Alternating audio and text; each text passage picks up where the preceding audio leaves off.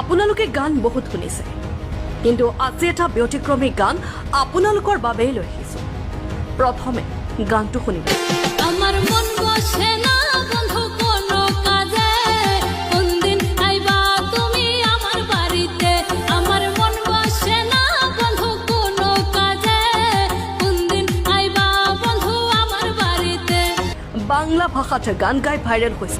গানটো সম্পূৰ্ণ শুনক আৰু ভিডিঅ'টো ভাল লাগিলে লাইক, কমেণ্ট আৰু শ্বেয়াৰ কৰিব। আমার মন বসে না